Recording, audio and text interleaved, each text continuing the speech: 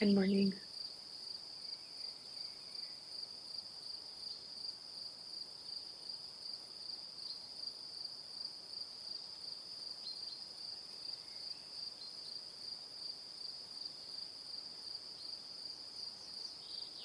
I'm starting my excuse me.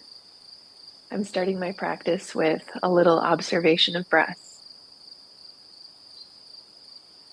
A few rounds of deep breath. Clear out.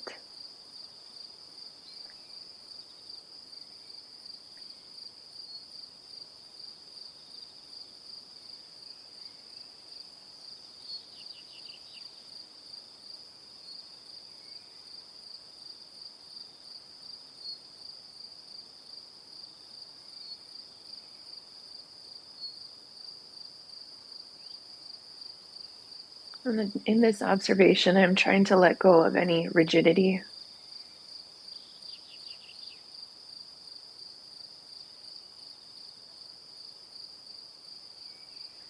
I noticed over the weekend that I'm trying to force quite a bit of work through before it starts getting too cold outside. And that I always have a busy Monday. I teach 2 yoga classes and I do have a day job.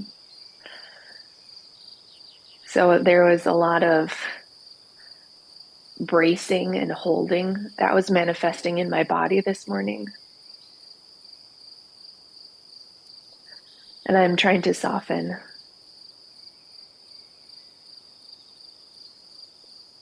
using sati as my affirmation this morning. Remembering, remembering, remembering. Each no, new moment, remembering.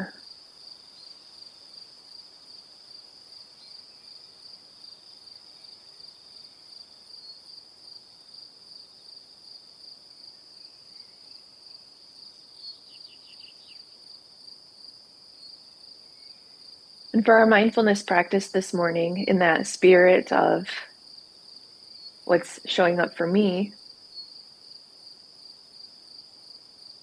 we're going to be exploring pain. And this invitation here is to hold on loosely to this concept of pain, the word pain, the manifestation of pain. And if I could invite you into an observation of a place you may be experiencing pain, trying not to over rotate into trauma or anything that you're not able to hold for our time together.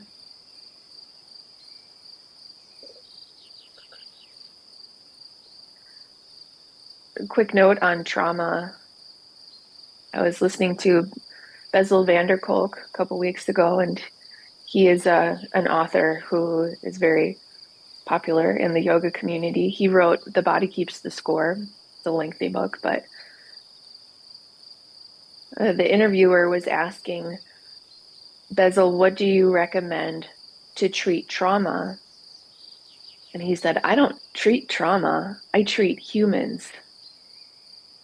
The manifestation of trauma is usually in the body, in the mind, in the heart. We treat the whole human to release trauma. We're not treating trauma. I loved that perspective.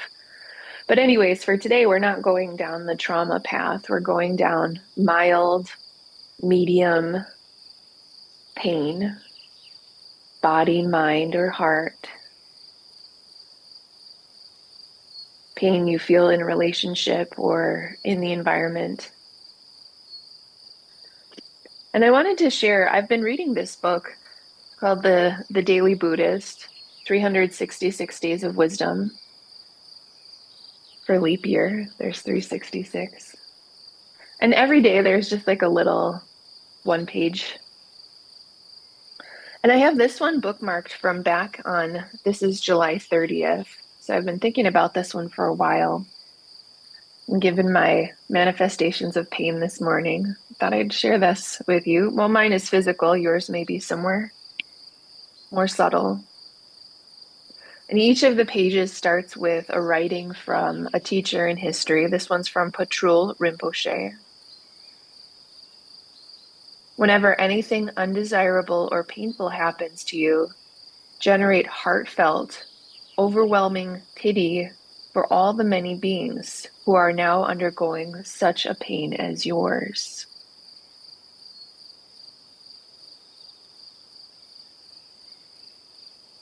I don't know if I love the word compity, but I would maybe sub out compassion. The overwhelming compassion for all the many beings who are undergoing such a pain as yours. And pain can be such an isolating experience, especially if it brings about feelings of, I'm the only one who has ever experienced this. Nobody could possibly understand what I'm going through. And while it might be partially true that nobody will ever experience exactly what you are experiencing, we know through the Noble Eightfold Path, our foundations here, the universal Four Noble Truths. Suffering exists. Pain exists. It is a universal component of our human condition.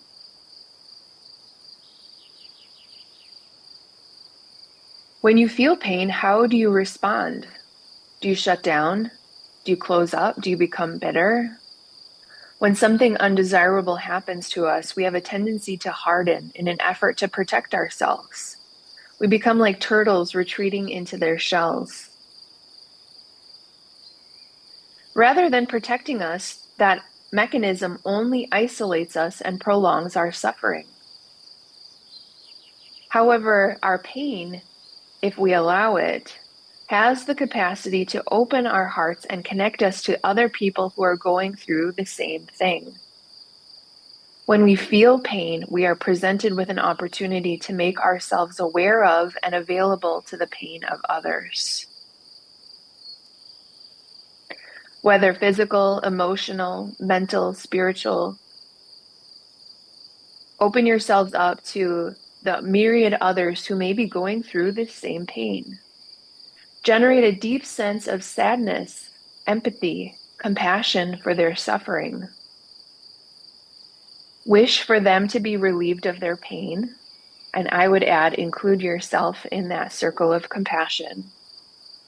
With this practice, you'll find that pain becomes a healing force, not just for yourself, but for others. Rather than keeping you small and stuck, alone, your pain can make your experience expansive, inviting in resilience and connection. So whatever pain you've identified this morning, your initial reaction may have been to retreat into your turtle shell. That isn't a bad place to be. If we can't initially handle the pain, we retreat. It's a defense mechanism. Where we learn is whether that defense mechanism is of habit or of true safety. Can we find collective safety, collective healing in our pain?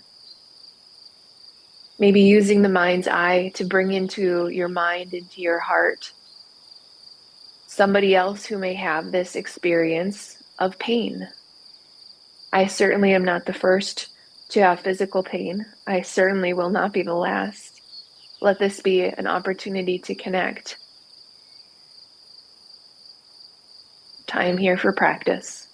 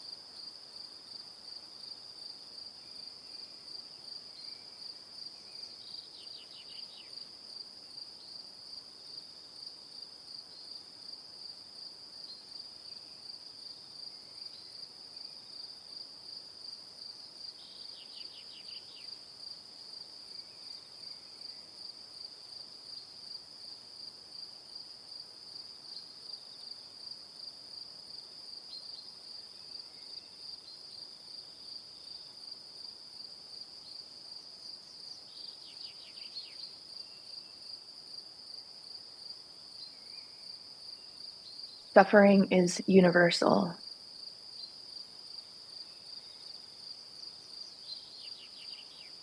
Suffering is a part of our human experience.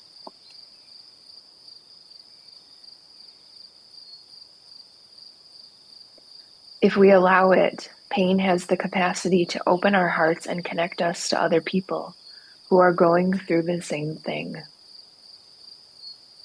Pain can become a healing force, not just for yourself, but for others.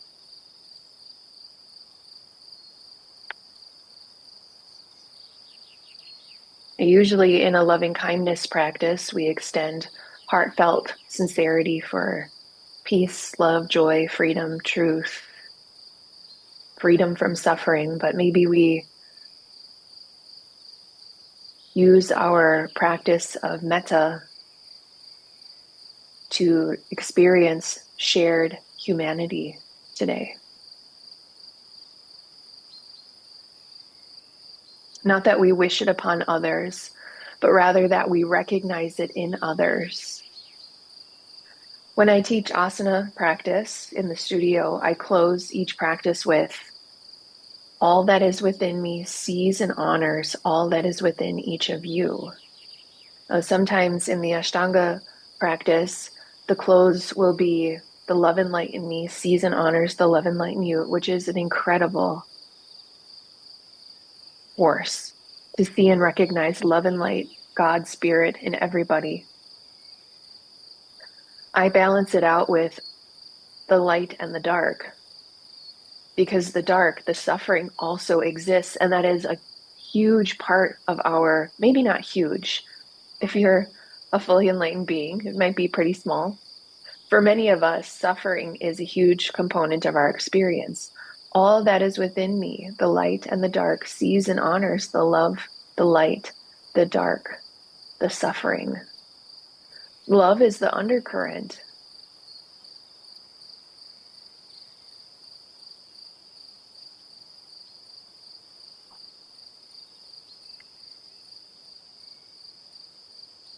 If you're open to practicing a little loving kindness here as we are about the halfway point of our practice.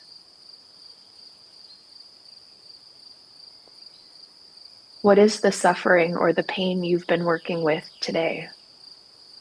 You've probably already seen it pretty clearly.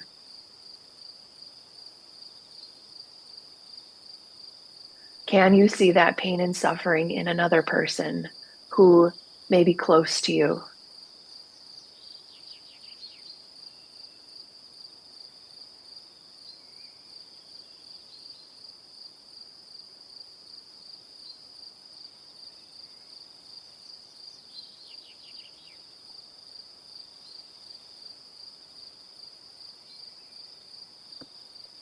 Can you see that pain and suffering in somebody who might be an acquaintance, a colleague, a neighbor, someone you encounter in life but don't completely know?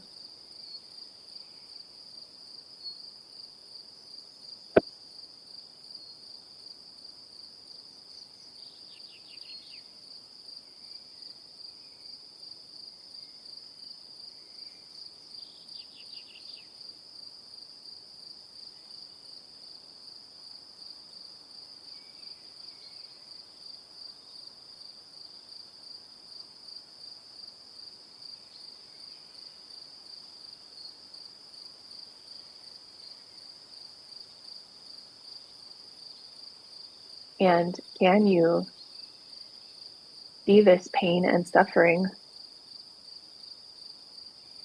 in a stranger? Somebody who you may even have strong negative feelings for. Is there shared humanity here?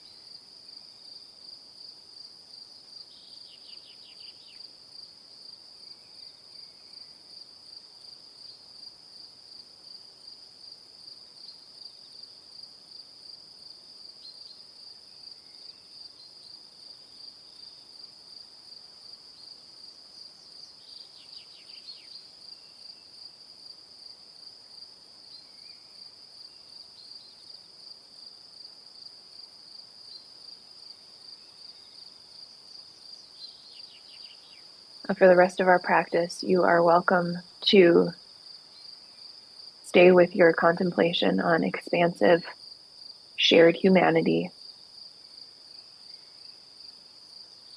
You can bring it back to one person in particular. This is not a condescension or a shaming activity. This is a heart-to-heart relational practice. If your observations of pain within your own experience have been the most difficult, I invite you to stay there. Your own inherent humanity. No moral failures for experiencing pain. Stay here. And I'll pop back in a bit.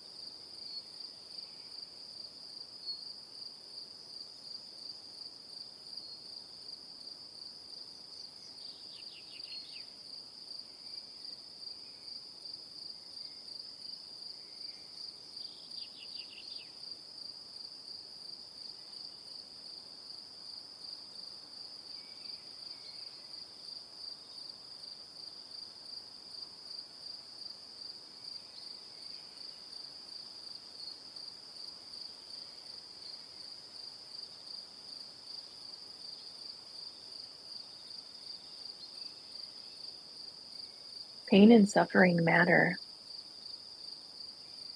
They're part of our, whatever this thing is we're doing, life, living.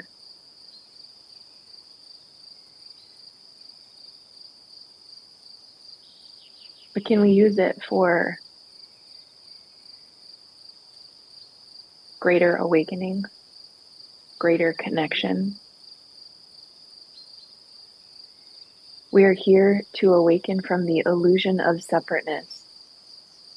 Thich Nhat Hanh would say, we are here to awaken from the illusion of separateness. Pain is not a tool of separateness.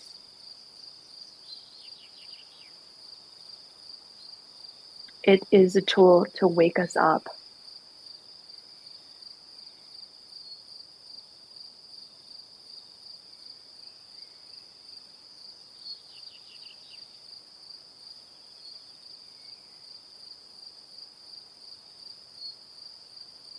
We will close our practice here.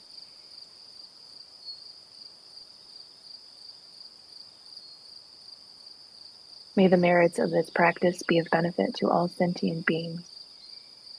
We include ourselves in the circle of compassion.